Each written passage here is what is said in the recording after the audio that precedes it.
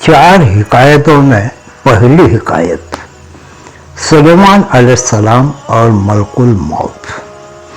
हज़रत सुलेमान अलैहिस्सलाम के दरबार आली में एक आदमी घबराया हुआ हाजिर हुआ और अर्ज करने लगा कि हुजूर, हवा को हुक्म दीजिए कि मुझे सरजमीन हिंद में पहुंचा दे। हज़रत सुलेमान अलैहिस्सलाम ने फरमाया, बात क्या हुई, यहाँ से क्यों जाना चाहते हो? वह कहने लगा कि हुजूर, अभी अभी मैंने मलकुल मौत को देखा है जो मुझे घूर घूर कर देख रहा था। वह देखिए अब भी घूर रहा है। हुजूर, मेरी खैर नहीं, मुझे अभी हिंद पहुंचा दीजिए। हज़रत सुलेमान ने हवा को हुक्म दिया और हवा फौरन उसको लेकर हिंद छोड़ आई। थोड़ी देर बाद मलकुल मौत हज़रत सुलेमान के पास आया और अर्ज करने लगा, हुजूर, सुना आपने उस आदमी का किस्सा? अल्लाह का मुझे हुक्म हुआ कि उस शख्स की जान सरजमीन हिंद पर कब्ज कर लो। मैं हैरान था कि इसकी जान हिंद में कब्ज करने को फरमाया गया है और यह आपके पास खड़ा है। मैं इस हैरानी में उसे देख रहा था कि खुद ही उसने हिंद जाने की तमन्ना जाहिर कर दी। चुनांचे उधर आपने हवा को हुक्म दिया और वो उसे उड़ाकर हिंद ले आई और मैं उधर उसके पीछे गया और जिस वक्त वो सरजमीन हिंद पर उतरा उसका वक्त आ चुका था। उसी वक्त मैंने वहां उसकी जान कब्ज कर ली। ये हिकायत मसनवी शरीफ से ली गई है। इससे ये सबक मिलता है कि मलकुल मौत से भागना मुश्किल है, जहां पहुंचो यह आ जाएगी। अभी दूसरी हिकायत सुनिए। 1300 साल की उम्र का बादशाह। हजरत दानियाल अलैहिस्सलाम एक दिन जंगल में जा रहे थे। आपको एक गुंबद नजर आया। आवाज आई कि ए दानियाल, इधर आ। दानियाल अलैहिस्सलाम उस गुंबद के पास गए। मालूम हुआ कि किसी मकबरे का गुंबद है। जब आप मकबरे के अंदर तशरीफ ले गए तो देखा बड़ी इमारत है। इमारत के बीच एक आलीशान तख्त बिछा हुआ है। उस पर एक बड़ी लाश पड़ी है। फिर आवाज आई कि दानियाल, तख्त के ऊपर आओ। आप ऊपर तशरीफ ले गए तो एक लंबी चौड़ी तलवार मुर्दे के पहलू में रखी हुई नजर आई। उस पर यह इबरत लिखी हुई नजर आई कि मैं कौम आद का एक बादशाह हूँ। अल्लाह ने 1300 साल की उम्र मुझे अता फरमाई। 12,000 मैंने शादियाँ की, 8,000 बेटे हुए, लातादाद खजाने मेरे पास थे। इस कदर नेमतें लेकर भी मेरे नफ्स ने अल्लाह का शुक्र न किया बल्कि उल्टा कुफ्र करना शुरू किया और खुदाई का दावा करने लगा। अल्लाह ने मेरी हिदायत के लिए एक पैगंबर को भेजा। हर चंद उन्होंने मुझे समझाया मगर मैंने कुछ न सुना। अंजाम कार वह पैगंबर मुझे बद्दुआ देकर चले गए।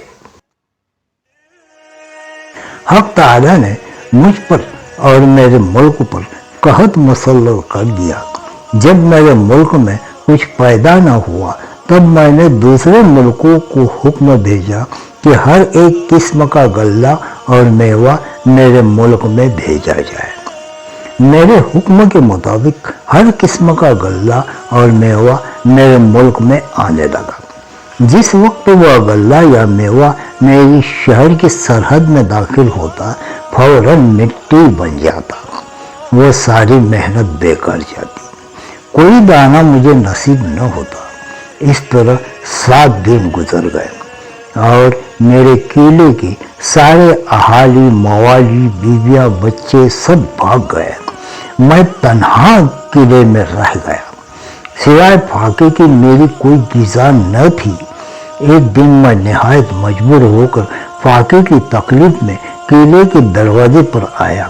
وہاں مجھے ایک شخص نظر آیا جس کے ہاتھ میں کچھ غلے کے دانے تھے جن کو وہ کھاتا چلا جاتا تھا۔ میں نے اس جانے والے سے کہا کہ ایک بڑا برتن بھرا ہوا موتیوں کا مجھ سے لے لے اور یہ اناج کے دانے مجھے دے دے، مگر اس نے نہ سنا اور جلدی سے ان دانوں کو کھا کر میرے سامنے سے چلا گیا۔ انجام یہ ہوا کہ اس فاقے کی تکلیف سے میں مر گیا۔ یہ میری کہانی ہے۔ جو شخص میرا حال سنے وہ کبھی دنیا کے قریب نہ آئے۔ یہ بیان ہم نے سیرت الصالحین صفحہ 79 سے لیا ہے۔ اس سے یہ سبق ملتا ہے سے ہر قسم کی نعمت پا کر پھر اس کی ناشکری کرنا، انتہائی ناعاقبت اندیشی یعنی انجام کو نہ سوچنا ہے۔ اللہ کی ناشکری سے بھوک، فاقہ، قحط اور مختلف قسم کی بلائیں نازل ہوتی ہیں۔ یہ بھی معلوم ہوا کہ انسان چاہے کتنی بڑی عمر پائے ایک دن اسے مرنا ضرور ہے۔ اب تیسری حکایت سنیے، بے ثباتی یعنی فنا ہونے والی دنیا۔ بنی اسرائیل کے ایک نوجوان عابد کے پاس حضرت خضر علیہ السلام تشریف لایا کرتے تھے۔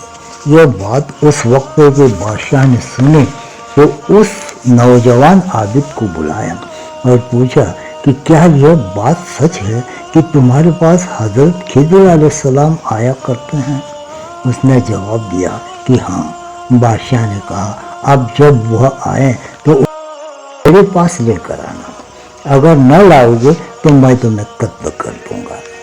چنانچہ ایک دن حضرت خضر علیہ السلام اس عابد کے پاس تشریف لائے تو عابد نے ان سے سارا واقعہ عرض کیا۔ آپ نے فرمایا چلو اس بادشاہ کے پاس چلتے ہیں۔ چنانچہ آپ اس بادشاہ کے پاس تشریف لے گئے۔ بادشاہ نے پوچھا کیا آپ ہی خضر ہیں؟ فرمایا ہاں۔ بادشاہ نے کہا تو ہمیں کوئی بڑی عجیب بات سنائیں۔ فرمایا میں نے دنیا کی بڑی عجیب باتیں دیکھی ہیں مگر ان میں سے ایک سناتا ہوں، سنو۔ ایک دفعہ بہت بڑے خوبصورت اور آباد شہر سے گزرا۔ میں نے اس شہر کے ایک باشندے سے پوچھا کہ یہ شہر کب سے بنا ہے؟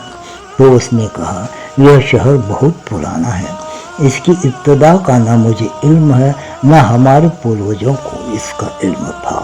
اللہ جانے کب سے یہ شہر یوں ہی آباد چلا آ رہا ہے۔ پھر میں 500 سال کے بعد اسی شہر سے گزرا تو وہاں شہر کا نام و نشان تک نہ تھا، ایک جنگل تھا اور وہاں ایک آدمی لکڑیاں چن رہا تھا۔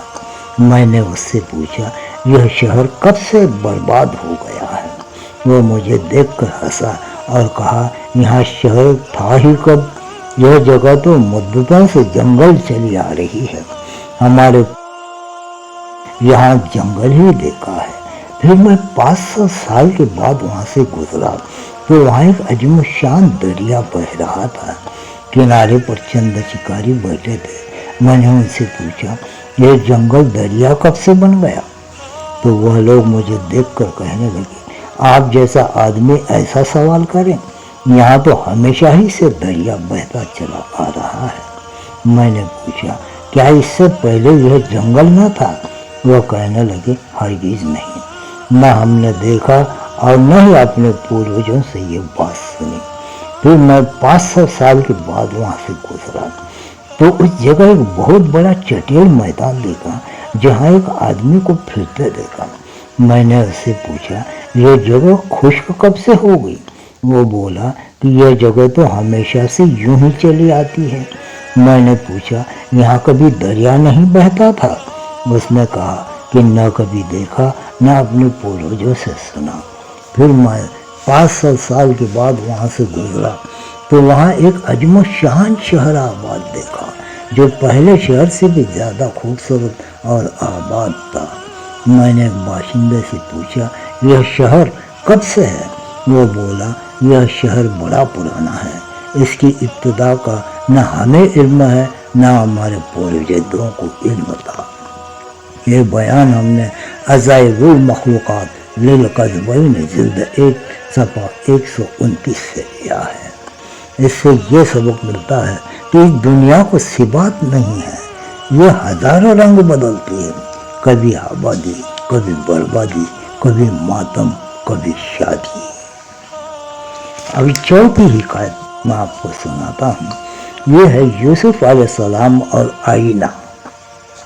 حضرت یوسف علیہ السلام کا ایک دوست آپ سے ملاقات کرنے آیا۔ حضرت یوسف علیہ السلام نے اس سے فرمایا وہی دوست کے پاس جب آتا ہے تو اس کے لیے کوئی تحفہ لاتا ہے، بتاؤ تم میرے لیے کیا لائے؟ دوست نے جواب دیا اس وقت دنیا میں آپ سے بڑھ کر کوئی اور حسین و جمیل چیز نہیں ہی ہے تو میں آپ کے لیے لاتا، اس لیے میں تو آپ کی خدمت میں آپ ہی کو لایا ہوں، یوسف کے لیے تحفہ بھی یوسف ہی لایا ہوں۔ یہ کہہ کر ایک آئینہ حضرت یوسف علیہ السلام کے سامنے رکھ دیا، کہا لیجئے اس میں اپنے حسن اور جمال کا نظارہ دیکھیے، اس سے بڑھ کر اور کیا تحفہ ہوگا۔ یہ بیان ہم نے مثنوی شریف سے لیا ہے۔ اس سے یہ سبق ملتا ہے انسان کو چاہیے کہ وہ اپنا دل مثل آئینے کے صاف و شفاف بنا لے، کل جب اللہ پوچھے کہ میرے لیے کیا لائے ہو تو یہی دل حاضر کر دیں اور عرض کریں کہ الہی یہ دل لایا ہوں جس تیرے ہی جلوے ہیں۔